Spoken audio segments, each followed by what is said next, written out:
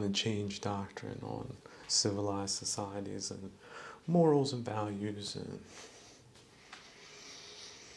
concepts of nation and what we are, what we're actually doing, what we're trying to accomplish again.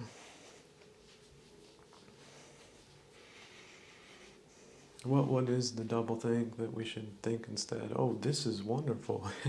Everything's fine. That's what they would want to gaslight you into saying while there's lights just a flickering like Christmas.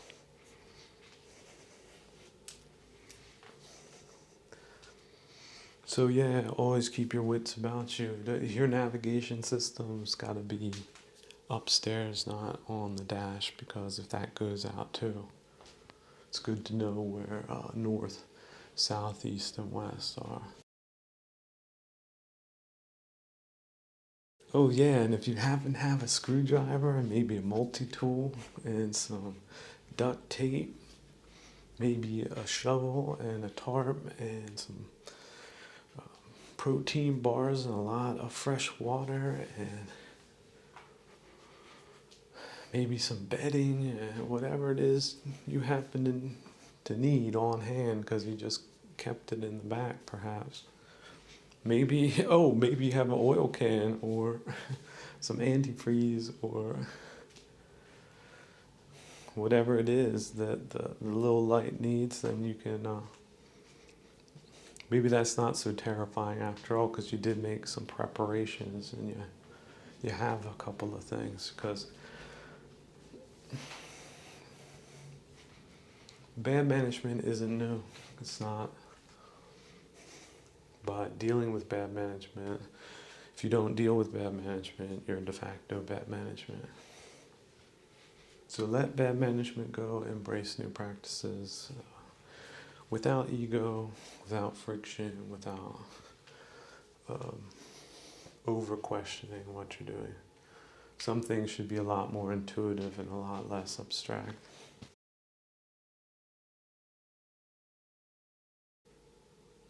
Not one red cent. That's civic society. That's real commitment. That is indisputable. It's a fact. And then you have these people being paid to wreck the country, and they have billions of dollars and pounds and euros at their disposal. Could you imagine how much better things would be if things were turned around and the real civic society got real funding and real support and supported each other in making Europe and the United Kingdom, the Commonwealth, the United States brilliant again? Imagine how magnificent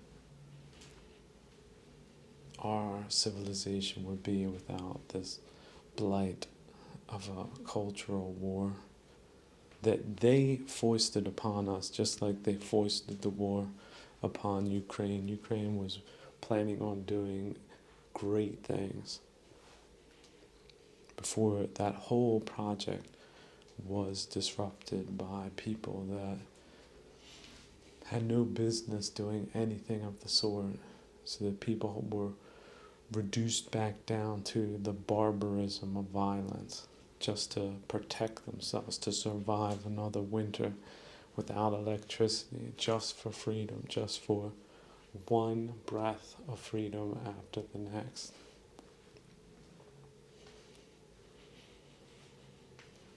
Fighting down to the bone, into the mud, just to be civilized for one day more of freedom. And you would deny them a government they deserve. You would deny them the support that they require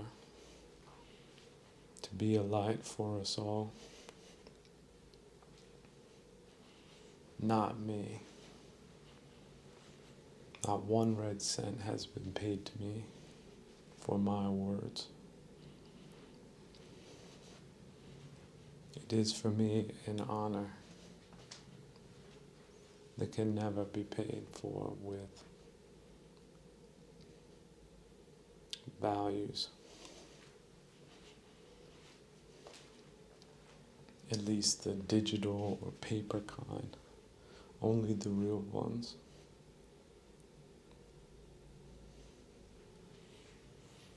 And that shall forever be priceless. Do the right thing. Support Europe, support Ukraine, and reform.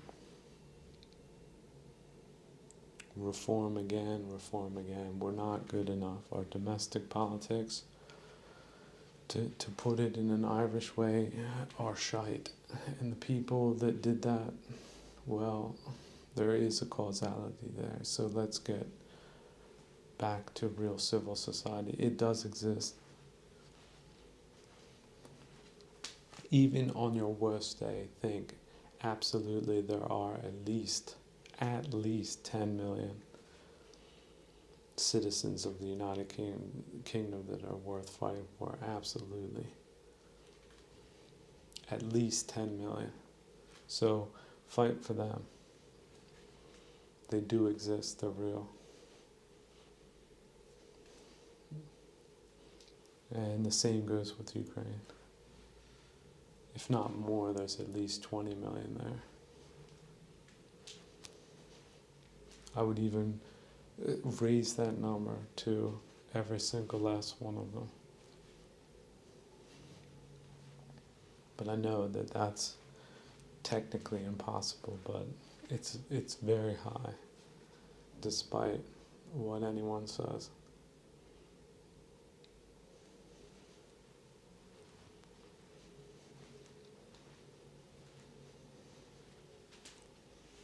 So let's not accept what we have today. Why should we accept it? We're going to change, we're going to improve, we're going to get rid of all the things that don't suit us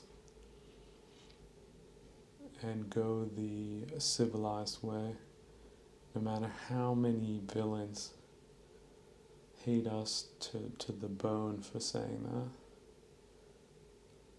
May they be damned instead with their own damnation. No one forced them to take such a position.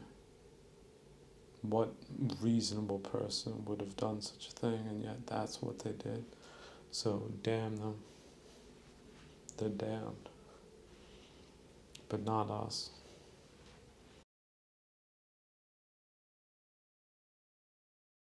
So one of these appointees was having a debate about these culture wars and whatnot, and what to do now that they're in the institution per the Gramscian model, because they absolutely are. They just combined some Derrida, who was a complete degenerate and hateful person and sophist and a rhetorician that got himself marketed as an important philosopher that everyone needed to read.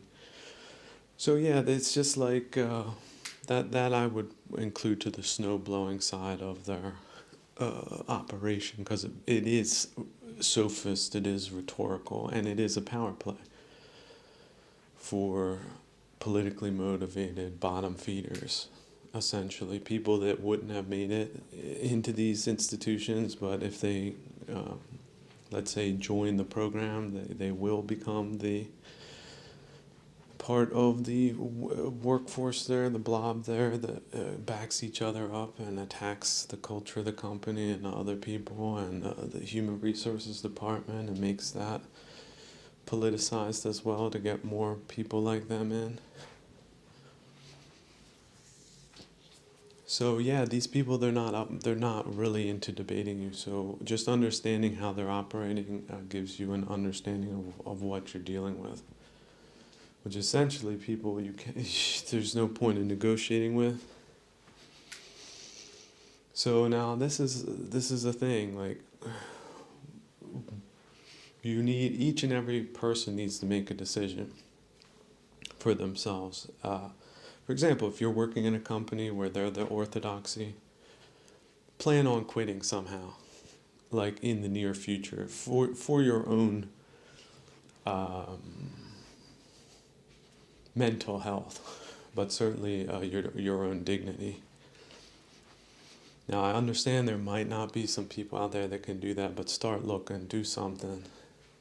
Don't subject yourself to that. It is demeaning. And if more people do move on, they will look to be the more and more incompetents that they are. They're the defining culture. Their culture is defunct. It was designed to be an attack. And now the attack has reached its conclusion, 100% full of their type of people. Just imagine how that company is going to be managed. Things will break down for them, and then there will be an investigation or a bankruptcy or something of that nature. And then they're all going to fly out. That's sort of how it's supposed to work. Now they've engineered these too big to fail type methods as well. So revisiting 2008 and seeing who were the winners and losers of that, that's a pretty good indication of who were the people that should lose next time. So, and then the bouncing, look, this is all over the place. So corporations are either 100% cord, 80% cord, 50% cord, 10% cord. And if it's infected, it's heading to 100% eventually, because that does drive out good people. It does. That's the point. The other side doesn't like institutions that are working against it, and it feels like it is working against it because you still exist. They don't accept competition. They want a monopoly. Or if not a monopoly, at least you're so weak you can't decide what borders they cross or not. So you might think, well, this is California. They don't care about California. Look at, we got the Pacific Ocean here, and we got all this land. They do care. They did care. They are there with their influence. This type of inverted culture, that is directly attributable not only to their theoretician, but their practitioners. This is essentially what their sabotage operation put into effect. This is what they fund, this is what they organize, this is what they do, and this is what it looks like. Wig flip turncoats that feel themselves to be morally superior to you because they've adopted an ideology that allows them perks and benefits. They're the rats that get a special type of pellet for cashing in on the malicious decision of the prisoner's dilemma. So by betraying their people's culture and values, they get the position. As long as they do that, they go up in the ranks. They stop doing that, they find someone else. So in the course of human history, I would like to let those know that are completely surprised that this has happened or could happen, that this isn't the only time games like this have been played. It's just a question of locality and scale. What do you know about the atrocities that these people have committed in Hungary, for example, over decades, up until this very day? What do you know about that? Well, you don't know very much, probably. Maybe you read a couple of softball books written by people that were on the take at the time, because they really did like journalists, these pseudo-intellectuals that flushed Russia and turned it into what it is today, which is a borderless monster with great working relationship with crime. So, they're tropes, they're utopianisms. They might change those out, but the method is the same. do these horrible things, and there's going to be a great future for us all. And for a lot of people that are leveraged, that's enough of a plausible deniability for them to stay in denial and to barricade themselves in and to just cash a paycheck. Don't be that person. If your company or whatever social organization has been contaminated or invaded or infected, it's time to bounce, but also give the public some feedback, but also be advised that these people do attack truth tellers, so take some basic precautions. This didn't happen because they tried to win arguments the fair and open way. They did it any way they could. Essentially, the cultural vandalism you see is the spirit of vandalism. And what do vandals think about? What do they care about? How do they operate? It's the same way. They aren't going to church on Sunday, these people. So that they feel better about themselves and their subnormal psychological tendencies and behaviors. They want to normalize that. They don't want to go back, they think, to a more civilized time, which is why they're neo-barbarians. Yes, they are. That's what a cultural anthropologist can classify them as. And no, they're not accredited to classify themselves, although they would like to do that. And they have accreditation from institutions that are essentially defunct. The Ivy League schools in the United States in the year 2023 are defunct. So if you haven't heard that before, it is now. They've been defunct for a while, but the blobs and administrations of these universities, 2023, there you go. There's a starting point for you. You want to go back in time and figure out how the contagion started, you could, but essentially you don't have to. You can just assume that they operated the same way they operated anywhere else. So it's corporations, you had the Disney infection, a bunch of others like those. You have institutions like universities, you have think tanks, you have religions, religious services.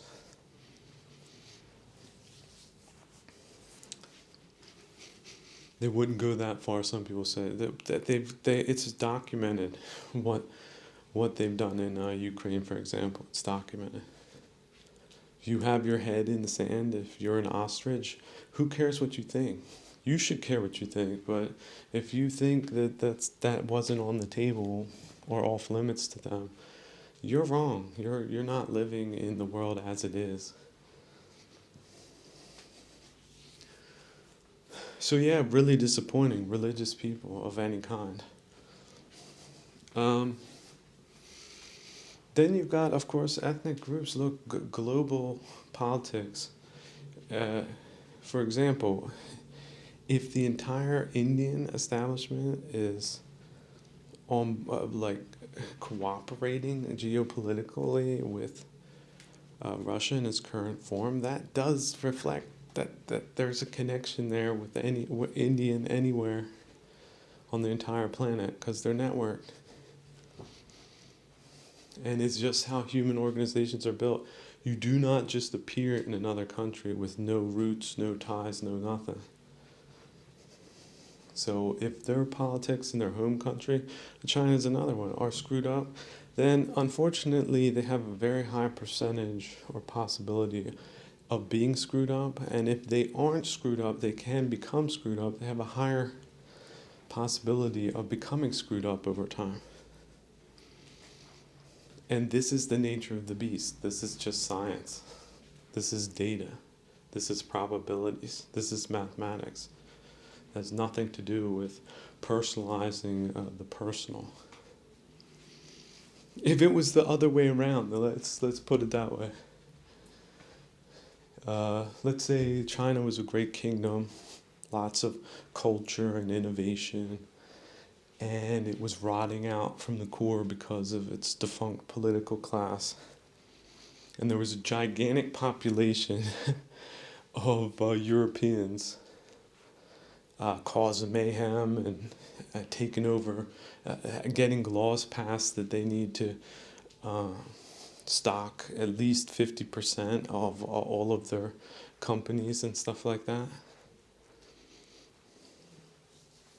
Then even the decrepit Chinese, the theoretical decrepit Chinese leadership, if they came to the conclusion that, for example, that when the European Union decided to kick all Chinese out of its borders, that possibly could fundamentally change their relationship with their populations residing inside the country. What if they made a policy decision to reflect that fact? Nobody in the world would dispute the rationality of it, unless it was an interested party claiming that, oh no, this crackdown is just totally unjustified, partisan ethnic groups. So here's the other level of complexity, however. India itself is not monolithic. It's a loose conglomeration of so-called princely states. Democracy, not such a big deal there. It's non-existent there. But they do claim to be one. So then you've got the Khalistanis trying to get free. And then you got Pakistan, then you got Bangladesh. They got different things going on, but still, that means their foreign populations are split along the same lines within the country itself. So apply that to every nation. So French expatriates, okay, the same divisions in France, apply them to their people living abroad. And do that with every country, especially those that are like the geopolitical hotspots, the fault lines where wars are happening. Yes, their national affiliations define them, but remember that it's a split inside the nation itself. So if you have, let's say, only 30% misaligned actors, then you can't operate on the basis of them being a monolithically, let's say, pro-your side entity. It's just not the case. And then you have to look at the neighbors in the region. How are they aligned? And why? Is it a geographic proximity that allows for business deals and shorter logistics? Is that why they're more favorable to a nearby entity? What about the tenuous relationships from faraway entities? Are they less visceral and therefore less compelling? Yes or no? These are just questions.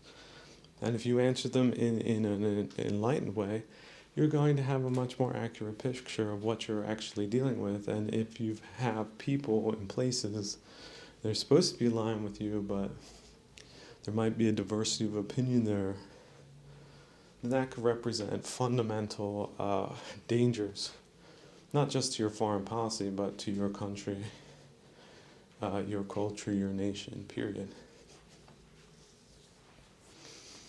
Now, if you think self-defense is morally indefensible, you're wrong. And then also look at how they do it. Like if they feel threatened on a national level, how do they react?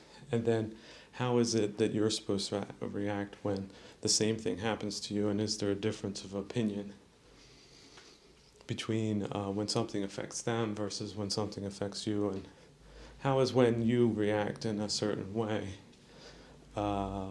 or a certain similar way, when they react, why is it bad in your instance but good in their instance? You see? Think these things through. Look at countries like people or like families look at a little bit more of a divergence, but also a lot of commonalities and a lot of things they can't run away from. I mean, sometimes I think when I got in my time machine as a Time Lord, I was shooting for Mozart's time. So I could, give him 100K on the low. So, and maybe a pep talk or two, or organize some better medical treatments for his ailments. But instead, the machine was broken. Somebody had puked, on the buttons. And so they sent me to this time with these people and these games and these disastrous consequences. These just on fire, radioactive, malicious personalities that just had a major negative impact on the trajectory of the civilized world in the last 30, 70 plus years. That we're reaching the later stages of it, where just things start falling apart. So that's the point. So coming back to people, we're heading into a period of instability, to put it mildly. So start looking into sustainability options. Now, as far as electricity goes, you got solar, man. How awesome is that? There's even other things you can do. You have a stream, you can create hydroelectric electricity on a smaller scale. It's unbelievable. The technological advantages that we have today are compelling.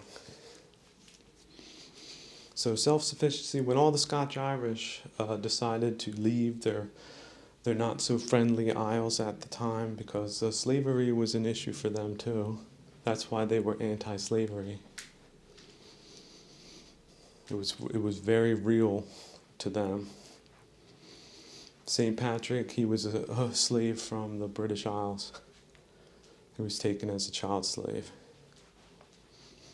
So that's the history you don't know about your people. But when they came to the U.S., to avoid slavery, they didn't run into corporations and ask them to choose them so that they could survive. They had wagon trains. There were hostile Indians. You can imagine also the colonists there weren't always friendly, especially if they were from the UK at that time, which had a completely different political orientation towards itself, the world, and the colonies. Then you had the French causing problems, geopolitics of the day. But they ended up in places like the Blue Mountains, and they did very much okay for themselves. Not just from the standpoint of living, although you can't really call it rich. But culturally, they did fantastic. Where do you think all that bluegrass music came from? They were not starving to death, not there. But they were religious. Now, what type of religion they had? Well, whatever they had, it was better than what they have today.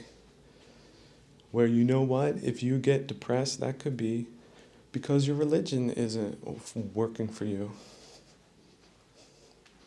So instead of going to a doctor, how about a priest, but not one that's going to send you down one of these rat holes?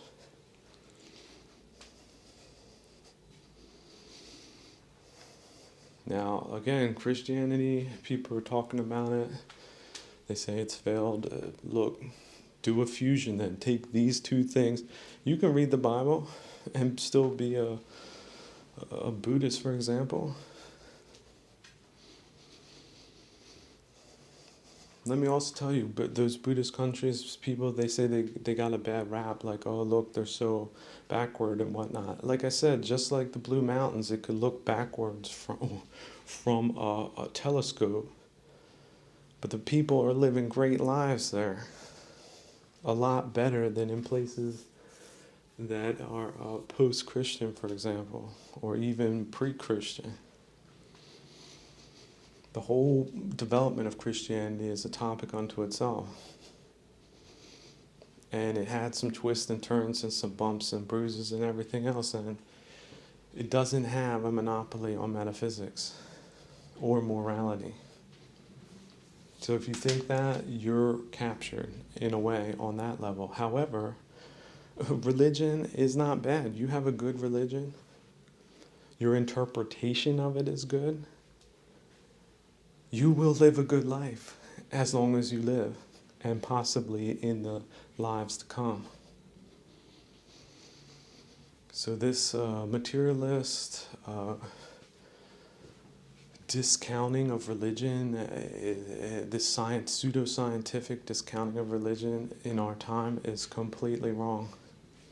If you can eliminate suffering thanks to your religious principles, you don't need no damn chemicals. And that includes alcohol. You don't. You're not forced to drink to forget something or to numb yourself. You're not, because you got rid of it upstairs yourself. And so the guy who dies drinking himself to death, that dude's life could have been different had he been given at an early age right principles and right action. You don't think that has value? You're a fool. And you will reap the rewards or the punishments of foolishness. That's the key point. It's causality. And this is scientific. Bad words, bad thoughts, bad deeds, it equates into bad results, dummy. Why do you have a venereal disease that needs curing, but because the hospital was blown up, there's no medicine for you? So what's going to be the result from that, do you think?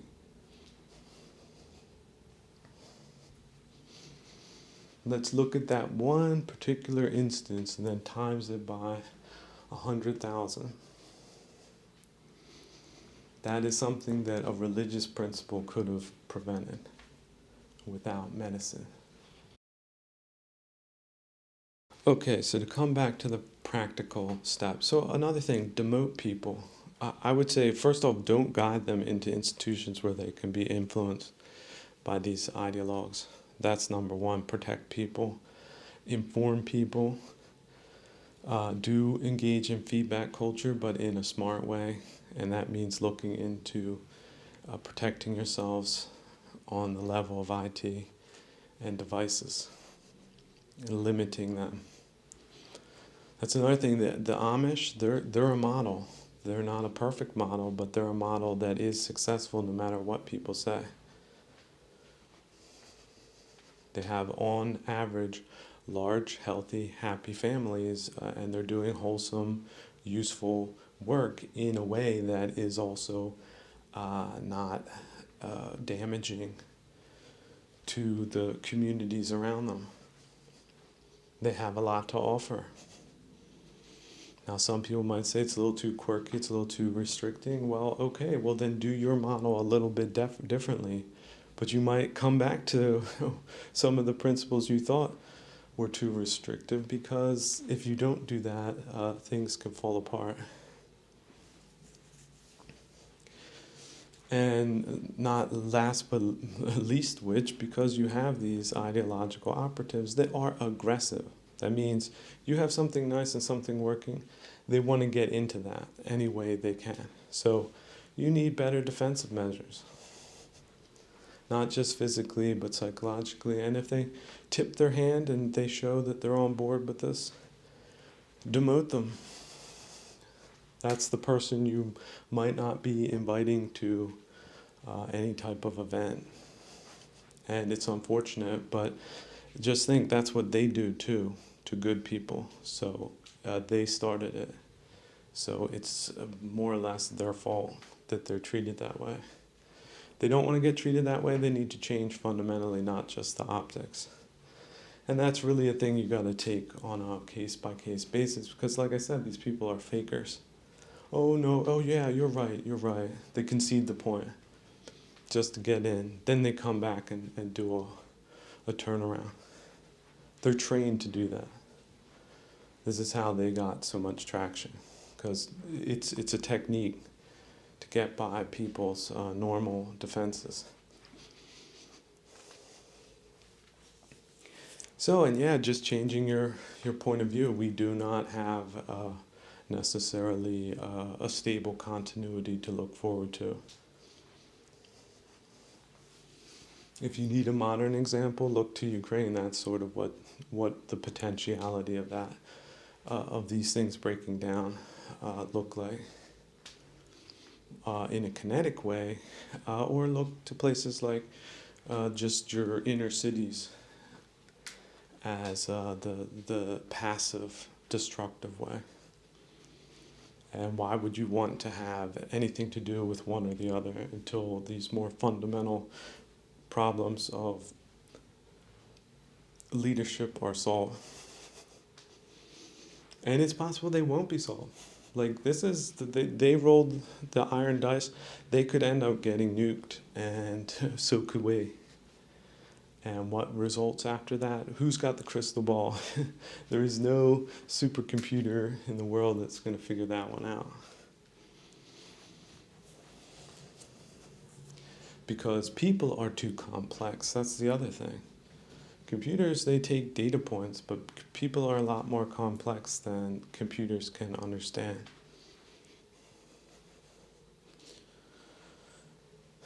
So, but if you look at also entities like Russia, gigantic country, their political leadership was destroyed and inverted and perverted in 1917. That's a big country. So yeah, where did they have control? Mostly the big cities. Outside of that, very little, negligible. And that is big country. And I know there's big country in the United States and also Canada and the Commonwealth, everything else. So if these are the environmental conditions we have to deal with, which are also socioeconomic, political nature, then that's just the way that things are going to have to go. It's talking about more self-sufficiency and further away from control points, decentralized, diffuse, spread out.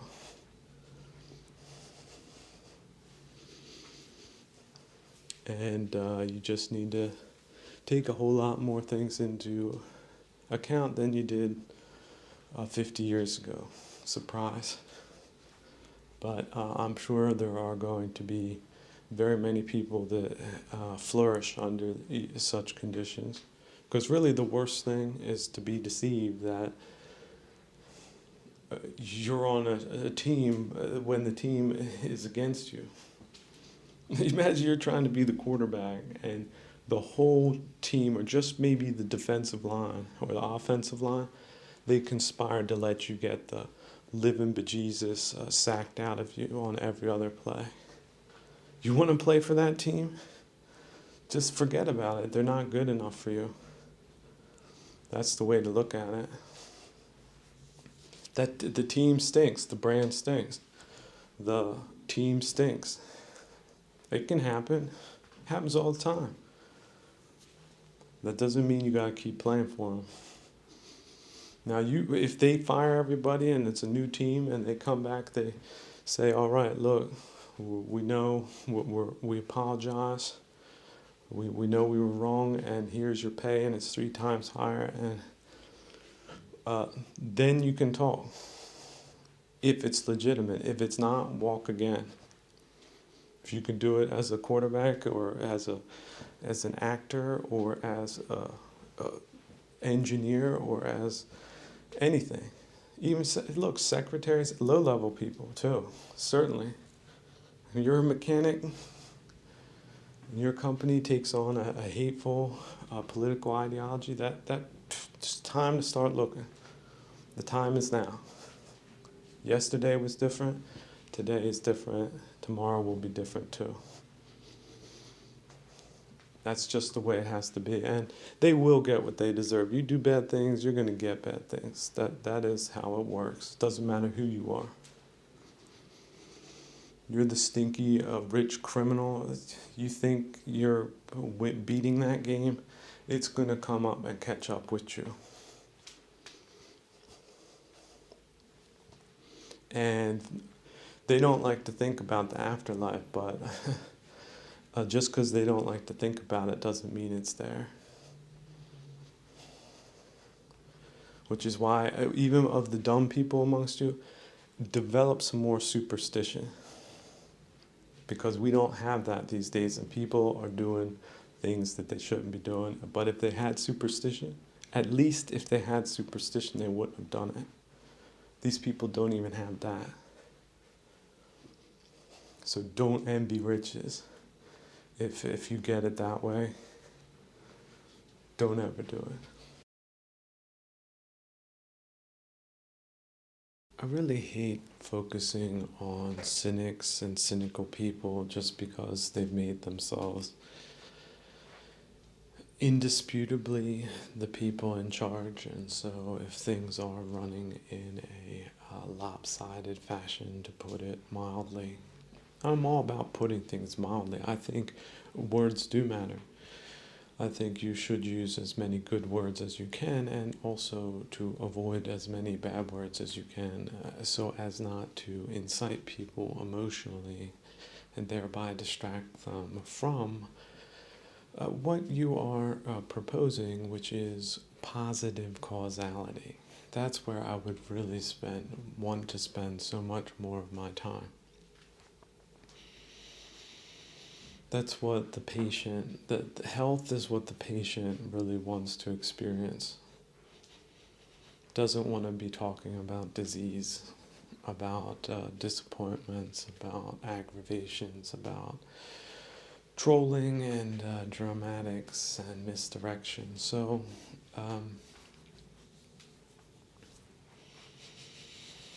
there's so many different ways you can look at a thing. So yeah, just think of it. It's a company that is owned by a abstract body called the government, and you got employees that politicize the employment there,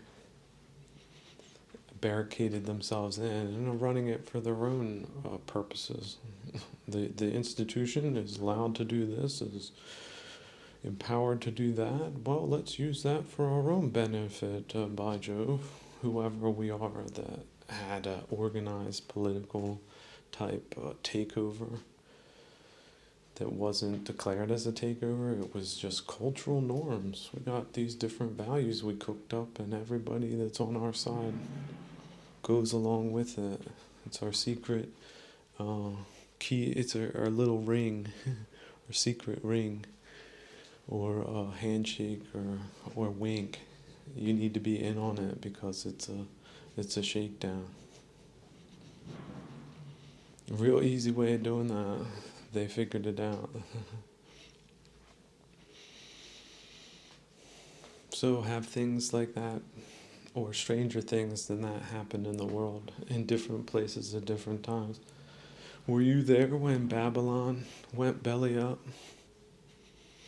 They do say that the Mongols played a hand in that as well, but it's a shame that the historical personalities aren't recorded.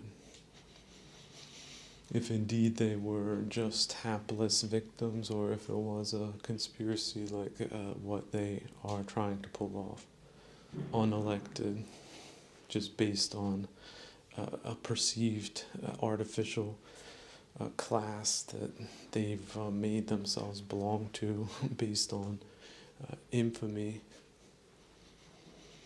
by betraying the mandate of the institutions and engaging in all different types of impugnistic acting and thinking. This is mine because I could take it, by Jove. It's whether or not we're in direct contradiction to why the institution was formed in the first place. We're just going to continue the ruse and cash a check, and we're not going to have a credibility issue if we can help it, darn it, because we're running the electricity of this place. We got the narratives cooked up in psych labs that keep people running around in circles chasing their tails. Not looking at the big data like, oh, our economy tanked and it's not recovering, and we got inflation at 300%, and like that's what real social engineers are built for. And when they start making like those reports, if policymakers do not, in some case, take drastic measures, then, for example, a gigantic dam will implode and there will be floodwaters. And a whole lot of other downstream effects, like, well, that was producing all of the electricity in this region. They now have to live without electricity. So it's not as if the consequences of not acting are not immense. They are. And so if the person tells you certain key data points, communicates them, and you do not react, what part of the problem are you? Are you dense? Or is this something that is beneficial for you long term, do you think? How do you rationalize not reacting appropriately to things like, there's a fire, let's extinguish it? They're like, oh, that's all right, let that thing burn. Let's get back to ping pong. Let's get back to some dramatic nobodies that, again, who knows these vulgar people? It can only be vulgar people that present and distribute vulgar people. So why are vulgar people distributing themselves in their, shall we say, cockamamie values, inverted values, subversive values? What do you want to call them if not some type of pathogenic distribution? So just like with pathogens, look at the chain. Where is it coming from? How is it distributed? Who's doing it? There is causality, and it is that simple. Any type of trolling, any type of ideology, it is identifiable because it is astroturf. So if you have it, it will spread out, and it will also change to different other astroturfs. That's why it's a blob. That's part of it. It has different functions, but mostly it's to present people the appearance of there being some type of social outrage about an issue, when in fact it's all contrived. They play dress up. They what do they call that? They're LARPing for social issues to make it seem to be as important as it is. It's not. But what does it cause?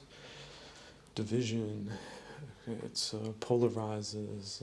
See, and you can't really put that back in a hat. So they have to kill off the people that are opposed to them. Then again, you start getting up into big numbers, but then the fog machine picks up for that, and you have something like North Korea with Western characteristics. A bunch of caste people, members, card-carrying members, in on the heist, and everyone else, service personnel, all paranoid as hell, snitching on each other, type, because they're not really all that moral, and they sort of know it if they know. If they don't, then they just pretend not to know or don't want to know. And then the bottom. Find some slaves somewhere. How many slaves does Gambia have this year? Let's see if we can get some boats to bring them as cheap as possible, even if we lose a couple thousand along the way. Don't really matter, does it? But make sure to protect them once they get here. We don't want nobody cracking down on whatever they're doing. What are they doing? They got shovels out there like on the old chain gang? letting that steel sing out in the noonday sun, or do they treat them better these days, or is it some type of urban prison, like some type of flop houses and tents? They get to poop in the woods, just like the water companies do it, just on a larger scale. They do it then on the cultural level as well, basic security level. Because somewhere money pops out for people that are too important to notice. The social responsibility they never thought they had in the first place. And why not? Because they got a lot of memory war type of fabrications in their mind that makes them feel good about themselves by destroying the own system that they're dependent on, as a parasitical type of entity would. So the atrophy is not a trope, it's not a bug, it's a feature. Societies that are infected by this type of vampirism are trophy. That is why no social engineer that is ethical would ever propose it, or show for it, or explain for it, or misdirect for it. But they do exist.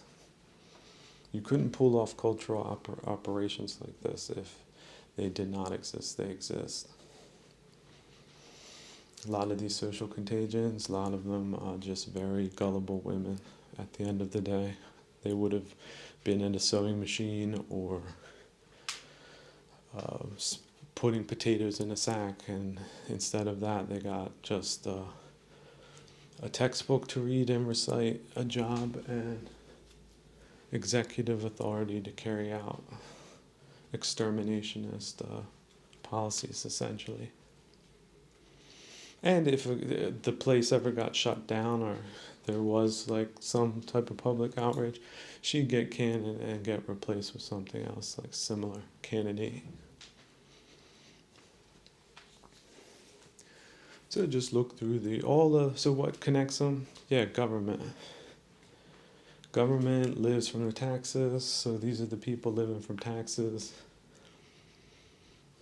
that didn't get elected but somehow came in a back door and are profiting by that. They got job security, so to speak, no matter what they do. No matter what deals they cut with global interests, like bringing in, 200,000 pounds of illegal substances. I'm sure all of this is quantifiable at this post-Stone Age, Stone Age type time. Just Stone Age from the ethical standpoint, but not from the technological standpoint. So quantify it, and then attribute it. That's what working legal system or justice system does, which is an essential form of government. So my final analysis is no, they're not above the law, even if they think they are, and even if they can be for a certain amount of time. People like that should not be tolerated in civic institutions or any cooperative enterprise. And it is understandable how it happens, but why should it be tolerated when it is made known that it does exist? But not just me. Don't personalize it. You're the enemy of good taste, good working order, good times, good health, mental and physical. But the emphasis is on the mental, because there's so much free time out there to think about the wondrous things of the universe.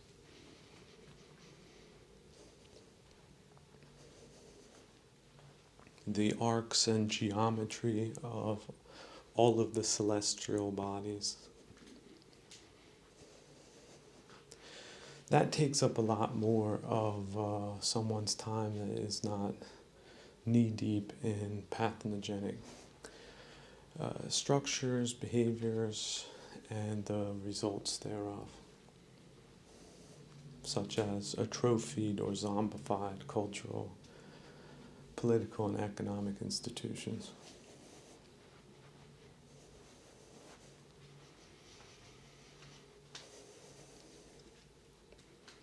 So the man who was selling candles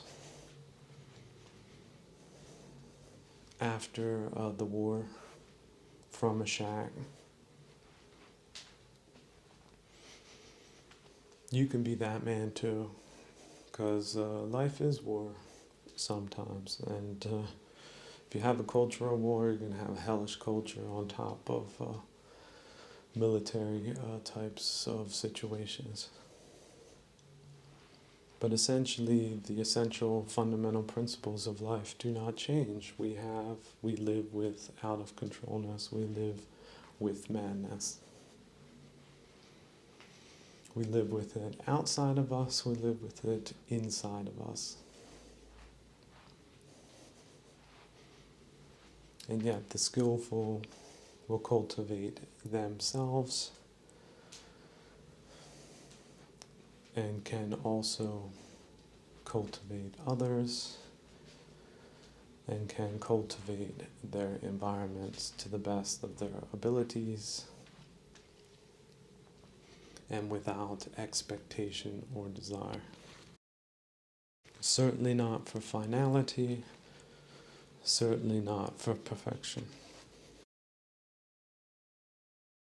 A solid piece of gold, perhaps a perfect gold cube, or a jade cube, or a diamond cube.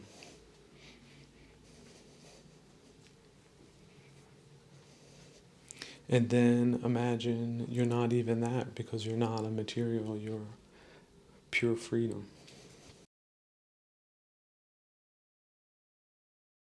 Here's the thing about war, in a way, is that before there's a physical war, you can't really know if there's going to be a war or not. And if we go back to February 22, the month before the war broke out, people were really debating if they were imagining things or not.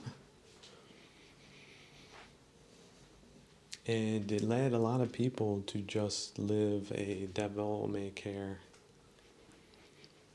way. And instead, they should have been making preparations, like really serious and necessary preparations. Like all of them, all at the same time. But look at that, just like Aesop's fables, you've got the grasshopper and the ant amongst us. So, but once the war was broke out, there was, of course, confusion. Where did they get in? Where did they not get in?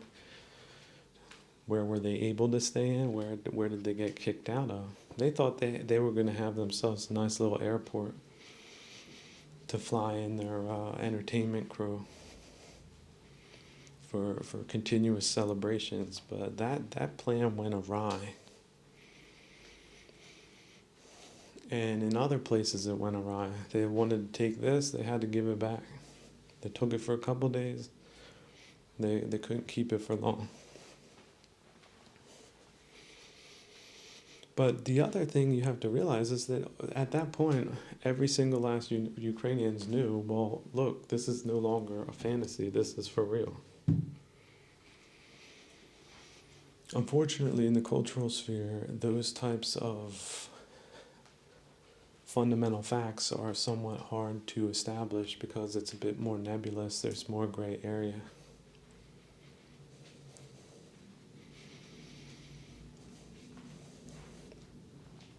Now, for people that matter, people who care, they do consider cultural vandalism to be the equivalent of them just showing up in front of a theater and blasting it with a tank. In fact, they might even consider it worse than that because they get people in there that don't belong there, that waste everybody's time and misdirects them. Whereas one tank blast, that's just physical damage. That after, for example, that tank gets blown sky high because it's a pretty visible type of thing, it's hard to overlook. Then you can go to the Home Depot store and grab yourself some plaster and some other things and begin with the repairs, and it'll be back as good as new, or perhaps even better, because you've always got young talent coming up, and if they're not misdirected, that theater could be legendary because it has the right personnel, it knows where the right people are doing the right things. It can revive. But if people are just continuously politicizing those positions, and you're just getting just the continuous crap, and worse than that, because there they are waiting to mess other people up. It would be preferable that the tank showed up and blew that thing up, that they had to run for their lives for a change, because then there's at least a chance that the next crew will be, even if it's 30% better, it's better than 100% crap. So these are just, again, times and variables that we live in. And it can turn around, they can double down, things can get worse, things can get better. It all depends on some things. But to come back to the point is that the meta-prom is being deceived about bad actors. But once they show themselves, you can plan accordingly. Like, they wanted to send 5 tanks over a bridge, but because that bridge was vaporized, they had to come out with another plan that didn't really work better for them. Because then they tried to go around a bend, and then there was just like an apocalyptic earthquake, and they all just fell into a hole. And then they gave up that plan too. And all the way down the line, they thought they were going to get some snacks, but the truck didn't make it. Type of plans that bad people have to make bad things happen that don't happen because they didn't plan on other good things happening.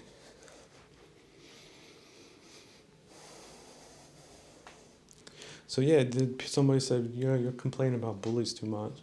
Well, you know what? Bullies are bullies until they get punched in the face more times than they can take. And then they back off and go away and maybe never come back again.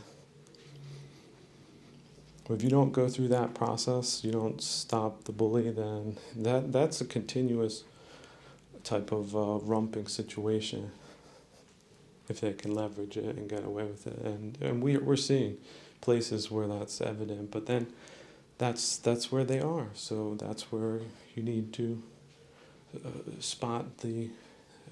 put the light on. Oh, here they are. Look at that. They built themselves a little bunker with some sticks in front and leaves, but the leaves are, plastic and they shine a lot, so it was just easy to spot them. And now, boom!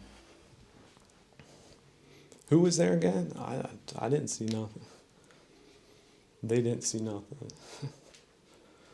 They had sort of a bad plan and then just a little bit of poor execution then on top of that. And the results would have been foreseeable to a good person, but to a bad person, bad things happen to bad people. Go back and watch some old Western films. Like, I'm talking the old ones, not just the ones that they promoted, but it's a whole genre, and some of them are a lot more excellent than these so-called critics know about. You just have to assume all cultural institutions are defunct at this time, so you're going to have to go spelunking yourself for the good stuff. They don't promote that, they suppress that. They do it not just openly, but legally. They suppress good stuff on purpose. It doesn't convey the message they want. But go back to some old westerns. They had some great character portrayals. I think the Western was good because it did portray the brutality of life in brutal circumstances. This is not a film about civilization, it's about sort of the edge cases of it. A lot of times it has to do with human values. So just imagine a gold miner, someone who went out as a young person during a gold rush. A lot of it was yellow journalism. It got in their head. Maybe they found some gold, but they also found some trouble in all those camps out there in the middle of nowhere where people were looking for the same thing and didn't want to share. And they wouldn't have been out there in the first place if they had it. You should get one of those guys who was living like that for 10, 15 years, might have a drinking habit, drinking all that punch out there.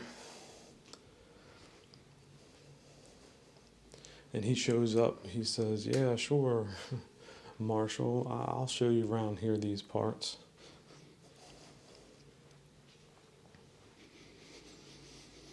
And so you think, well, okay, let's give this guy a chance. So you tell someone, all right, let this guy show you around. So 3 days later, some writer comes back, yeah, all those guys that didn't make it. Then you ask, well, did they find the guide too? That stumpy looking dude with a twitch in his left eye? And they say, no, we didn't. We found all these other dead bodies, but we didn't find his. And would you believe it? There were a couple of guys that had gold teeth and they were missing too. But the Apache don't usually do that. They do other things.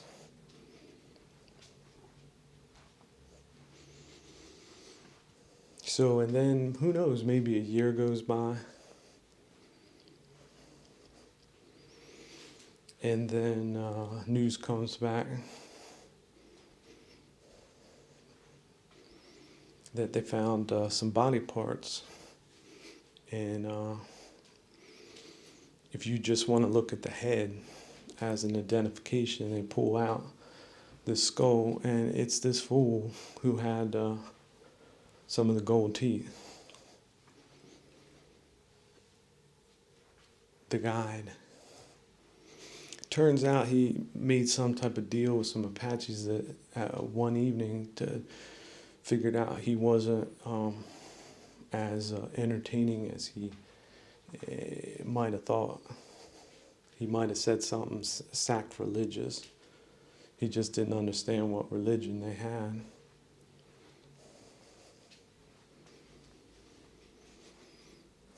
So don't forget, it's an abstract principle. You go that way, that's what you can meet. That's why you shouldn't go that way. So if you went that way, go back.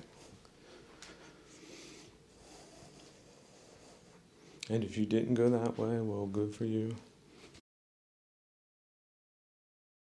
Here's another abstraction. Just think of them as rogue employees. There are a bunch of rogue employees. They don't want to do their jobs in an acceptable way. And for example, you go into a restaurant, they're not cooking up food properly. They're not keeping the hours. They're not valuing supplier relationships properly. They're not doing the paperwork. And yeah, they are supposed to work for us all. That's not just the idea, that needs to be the reality. You are working for all of us that you're now screwing over. So they need to get fired. They thought up some type of way that they could keep themselves in employment perpetually. And that's by messing up the politics so that they don't get called out on essentially a performance report that is 0 or 20%. 20% approval rating in a democracy is not acceptable, at least not for a long period of time. I'd say 4 months if something isn't figured out to bring that approval rating back up in a real way. You know what you're dealing with. You're dealing with some type of unionized employee conspiracy to defraud its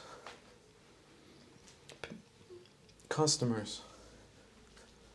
So that's essentially what it is. That's the abstraction. So what needs to be done with them? Fire them. And also review the architecture.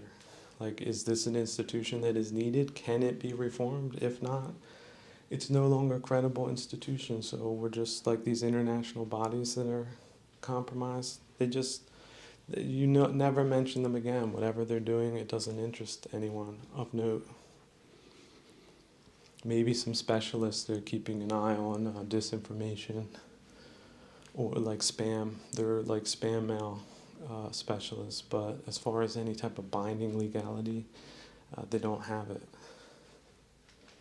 Now, as far as institutions that are essential, then you have to fire who's there and start over with better principles and better personnel. And yes, personnel does matter. You need to thoroughly vet personnel, but not in the way it's being vetted now, not making it overly difficult for good people. We don't have all the time in the world to do things by the book. But where they used it for impunity and for their wrong ideas, they need to be compensated for on the other way. And there are cynics say nobody can do that. I disagree. You know who did it? George Washington did it. And he proved it. So if you need to have a historical example, use him. And as far as the United Kingdom goes, which was your best king that you ever had? You should know who that is and why, and make him your example. But you could also learn from George Washington. I think, why not a George Washington king? Or king and George Washington both working together for a better world without disputes on basic things like values, sustainability, prosperity, security, the good things, the brilliant things.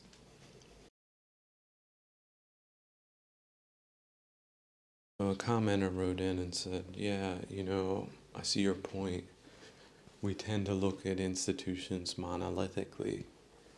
We look at the edifice. But in fact, it's only as good as the people that are running it. That very practical aspect. And I encourage people to look behind the edifices. You think you have a bank that's just dealing with banking, but they're involved in illicit activities and politics that are against your best interests. It would be better for the public to know that, and then it's about action. It's about certainly moving with your feet. Don't support companies or institutions in any way, and also provide feedback culture. Let other people know this was a good place, now it's a bad place. And sometimes you might not know why. It would be so cool if we could finally have a tribunal and go into the investigation modus of these captured institutions and just look at them. Okay, this person came from here. This is where they went to school. This is how they presented themselves. This is where they adopted all of this toxicity, and this is what they did. Like, these are the messages they're sending, and this is how they're doing it. This is how they did it.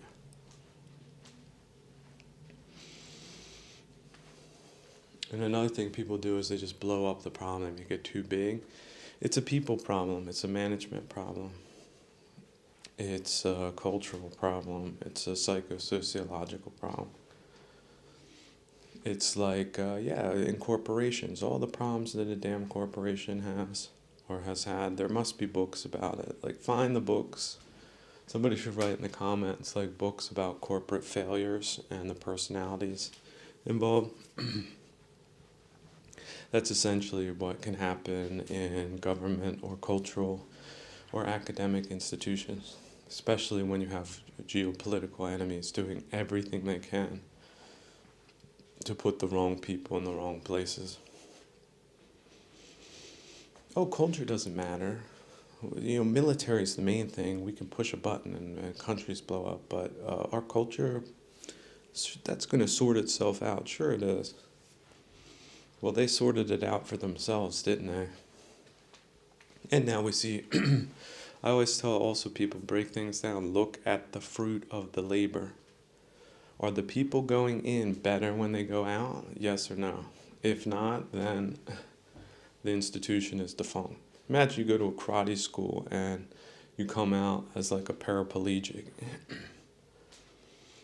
Or you forget how to walk, you just say, I'm going to walk backwards for the rest of my life because my karate teacher and all the students are doing that in unison. And that's how I get a job. So think about that also. Remember when they used to rail against the so-called boogeyman of the old, what do they call it? Old Boys Network. Yeah.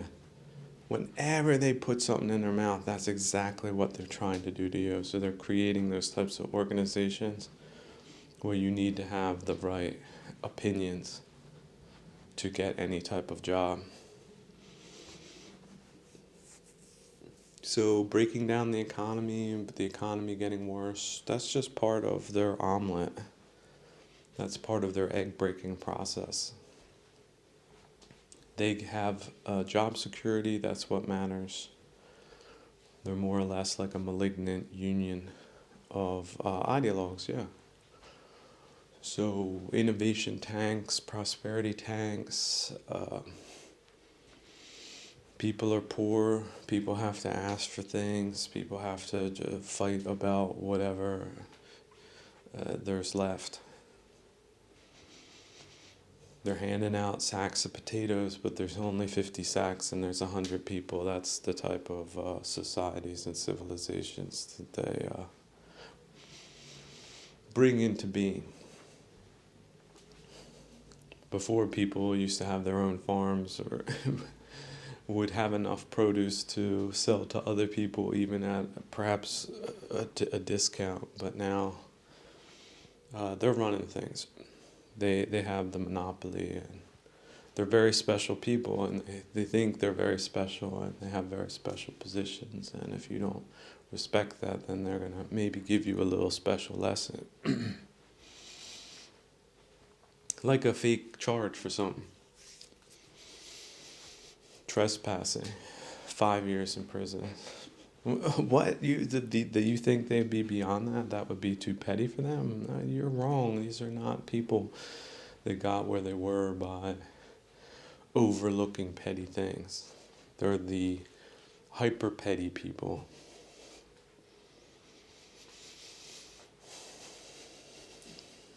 And essentially, that's what Leninism was. This is not just a cultural phenomenon. This is an organization. It's an astroturf type of principles that appeal to the lowest of the low, and they use it, they implement it. And here's the bad news: it does work if it's allowed to present itself as something other than what it is, which is just a self-enrichment and social status guarding type of ascendancy program for people that have no morals or no other talents than that.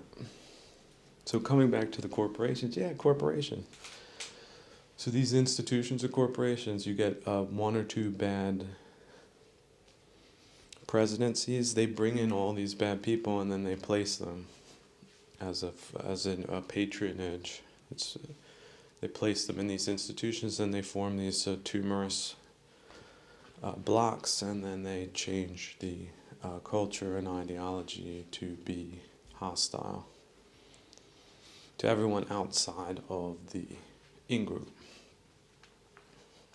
And if the morality is inverted, that just proves how committed they are to power dynamics. So today you're going to pretend to believe that the world is flat. Everyone's going to do that in our group across the country, in all the places they're placed. Will you do that? Yes or no? No, I can't do that. I believe in scientific principles, and I really do think that is too low. Okay, you're out. Next one, will you say that the world is flat? Oh, sure I will. Yes, sir. Okay, today's the world is flat day. So they're in on it. They're getting paid. They also have a reason for doing it. That's their classist system at work, and it has a aggressive social component to it. And they also do not allow people to either expose them or portray them as the blight that they are. So it's sort of an anti-truth type of platform as well. They have a bunch of these philosophically incongruent principles and deliberately inverted principles that they use programmatically to create this type of group that is a socio-political contagion, pathogenic.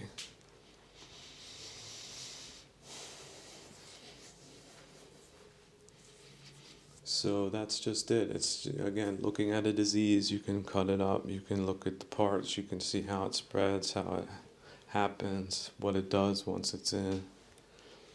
There's also ways of curing it, but it does require more effort than has been given to the problem, certainly during the 30 years of banditry that we're still in. There's no end in sight. Could easily become 100 years of banditry.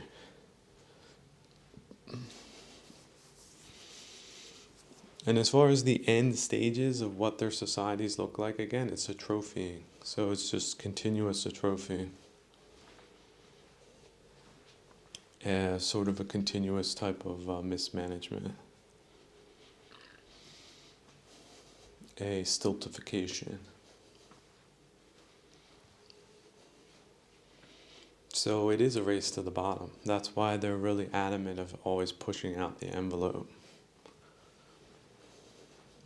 And also not presenting what they do as the genocidal geopolitical attack that it is. It absolutely is. It's nothing less than that, because that's what it results from it.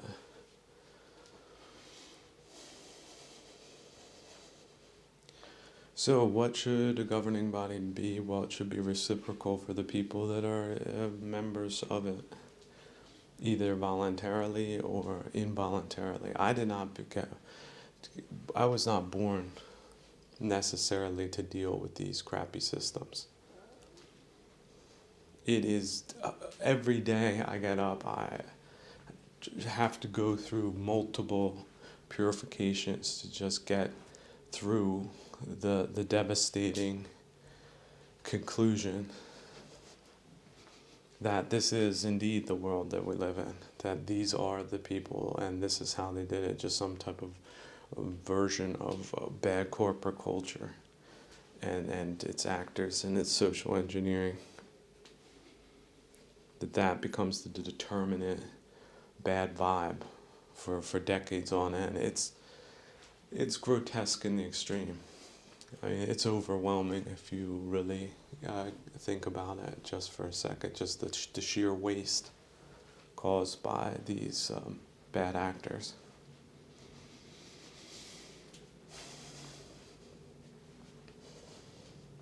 But why over exaggerate bad things? It is what it is.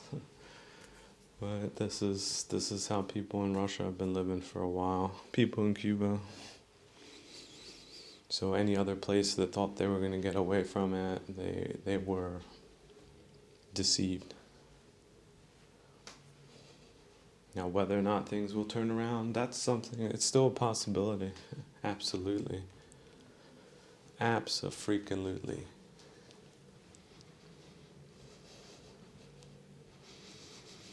But it's not going to happen if you're continually trying to integrate out groups that like to be integrated so that they can break up solidarity, even if they claim to be a part of the group when they're not. So there's a certain inevitabilities about certain groups that are going to finally catch up to them, and that's their own damn problem that they started. Normal groups don't act like that, like they don't go places and stay necessarily apart to the point of antagonism or wanting to control the other groups. It's a very odd behavior, very pathological. And you could think perhaps it's based on religious principles. They think that God told them that they're the slave drivers. They have that license from God. And they take religion seriously because that's what empowers them to treat people like slaves that don't belong to them.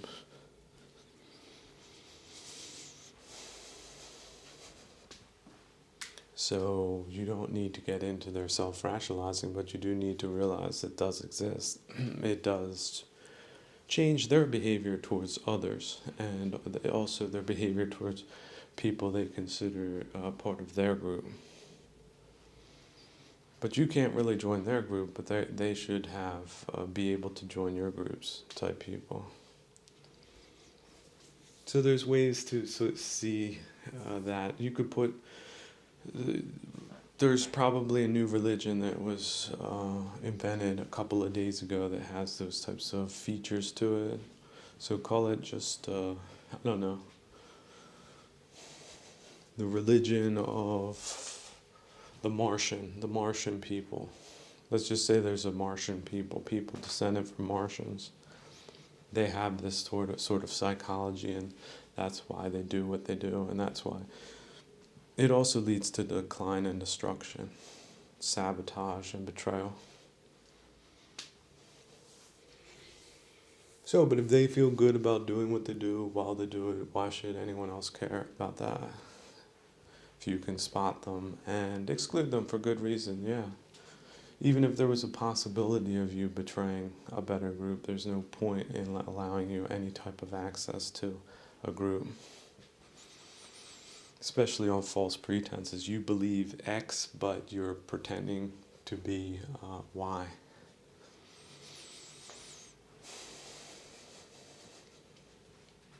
So people that do that, just imagine you're at a gate, you're the gatekeeper in some Tibetan fortress city, and some people come off the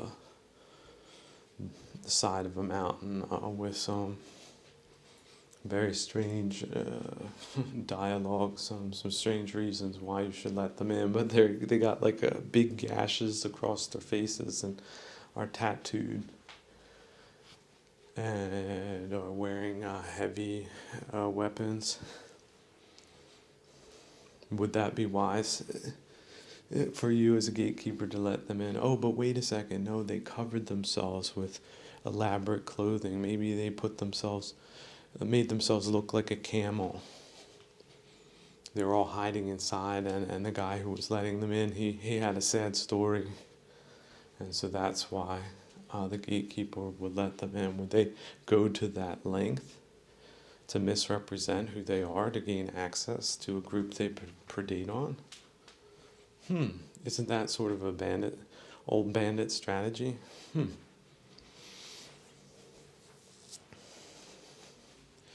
So yeah, look at how people try to present themselves.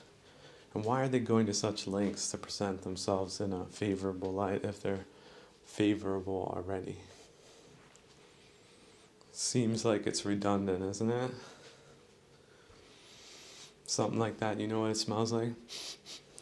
Rotten eggs. the closer you get to it, the more pungent it becomes. So stop taking people on face value. Maybe in the 20th century, early 20th century, that was something you could do. Those days are gone. People presenting themselves as virtue signalers, for example, and destroying the countries that they reside in. That's the level of infamy that 2023 considers to be normal. So that type of normalcy it's not going to go anywhere except subnormal conditions for sure. So your civilization, your people, they created a museum. There's a great collection. There's a couple of bad politicians to get in, bring in bad people, fill it. It's over, right? They have captured a piece of real estate. For that real estate to come back, there's like maybe a 1% chance it's going to happen. So it lived its life. And this was its humiliating end. And now it's time to move on without that extra benefit because the wrecking crew got there. That's just the way it is. If you're not sentimental, you just move on. An era has come to an end. The Library of Alexandria or the Library of Ephesus have been burnt down. This is another thing. They try to dispute that. Like, oh, there's different stories how this happened. People blaming different people not to be blamed type thing. When it's pretty obvious if you just have a certain sense of human plausibility what happened there. But no, they're going to dispute that. They're going to give you 5 theories and not tell you which one's right. Right, sure. Would people be that low and subnormal to do it? Oh, of course they are. They're not just that subnormal and low. They're organized. They get offended if the truth doesn't suit them. So they would rather that you not only don't know it, but that you never know it, and that you don't make any right inferences from the data, which is overwhelmingly convincing and final. But for liars and hacks and political operatives, that has nothing to do with their enrichment scheme. So they're not interested. Or perhaps they're interested in shutting down any information like that just because. That's another thing people should not forget. They're very anti-academic. They attack what they call the bourgeois, which are people that have enough time to become truly educated in things, so that when they tell them their truth, that these other people have the wherewithal not to accept it. So if you're going to put them in a political basket, that's a problematic class. As a classist, that's just the usurper class. It delegitimizes them. It does. So if you're a bourgeois, just realize, now bourgeois, according to their description of you, is of course cartoonish. So don't accept their labels, but do realize that they fix these labels, and that the penalties for delegitimizing them is anything that they can come up with.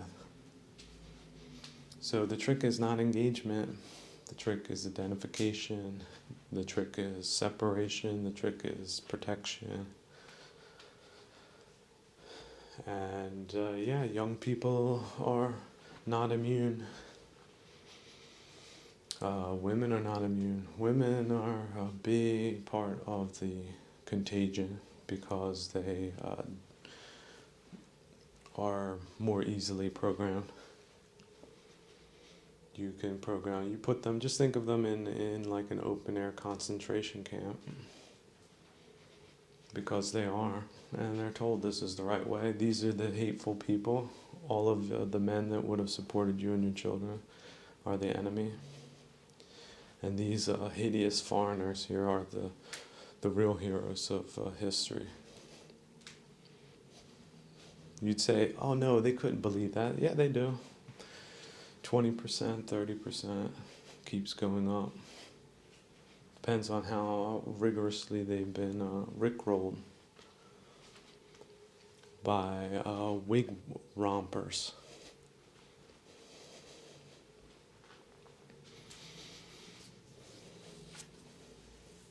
Accredited wig rompers. What a joke. What a bad joke, really. Paid bad jokesters. So that level, see the Russians, the despotic core, they're trying to somehow maintain it, but you can see how it develops. But outside of their core, it's exterminationists, so they're not even looking to preserve anything. They know that one person that has their wits about them could push the button on them. They don't want that one person anywhere. And who are the weakest members of society? Women and children. So that's who they attack. And the men that get mixed up with them somehow, and that's just collateral damage. They try to mess up men too, but they're less successful. 20% of men, the lowest 20% is sort of what they're focused on. Cultivating. But yeah, women in general, because they've always been told what to do. You can get 80% contamination from their side. So you have any of these women in leadership positions, that's the contamination vector. Just imagine you have an essential industry for national security, like defending your borders, and then you put in a leadership contingent that is contaminated, that leads to a 80% decline in productivity. Will you win that war, yes or no? Well, but the people in those positions are so contaminated that they feel really good about themselves for being there, and look how society has progressed in the way that our trope, sophistry, and ideological utopianism has created for us out of thin air. The dead rabbit out of a hat.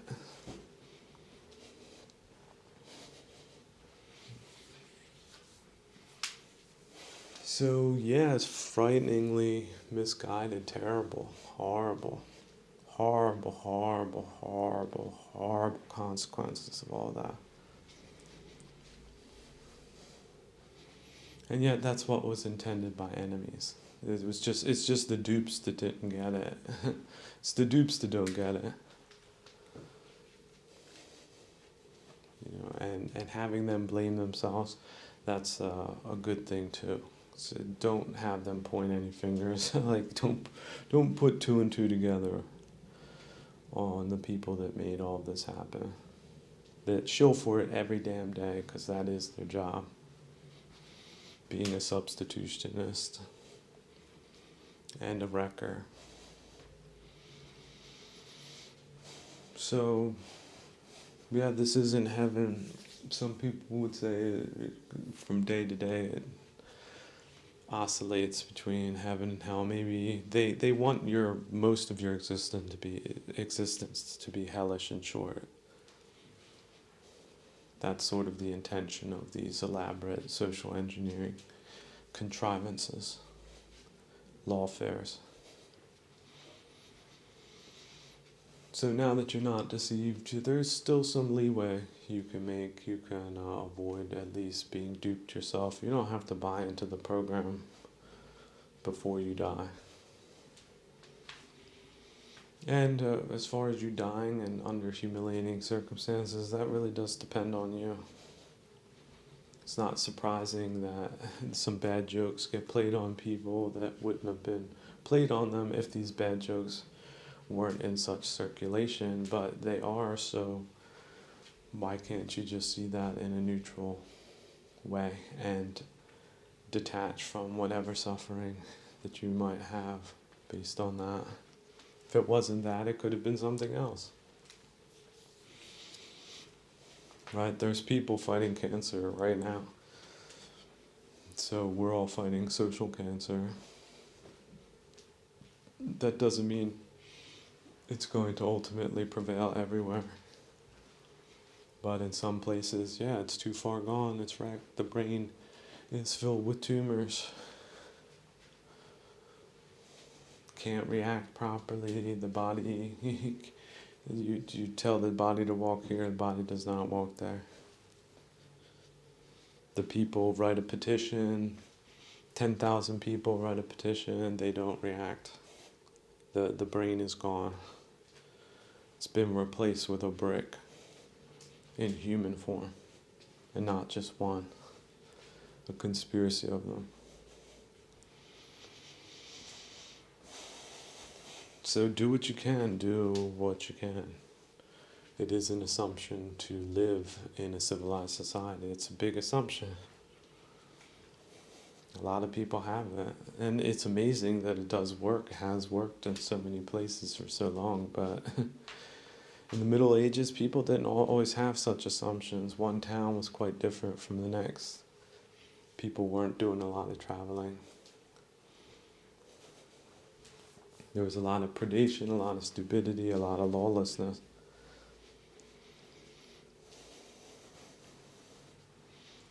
So how far they think they're going to be able to push their oppression, that's just, all it will lead to is more atrophying of places faster.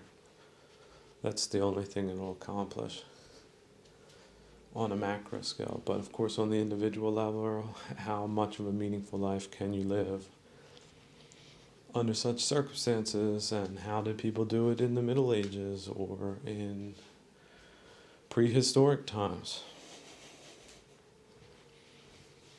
Because they did do it, some of them did. They had to have lived very different lives. It's just if you're closer to this contagion, the more annoying it might appear, physically and mentally. So, having agency, you can remove yourself from it, and you most likely should. You should not be in a permanent state of aggravation. You should not be permanently aggravated. And if some type of condition is making that more prevalent than it should be, then eject. But eject skillfully, not in this I'm trapped, I can't get out type of mentality, because it's not true. You're just making your freedom conditional on something that you're unwilling to change. But you can change your unwillingness to change, and then you can be free.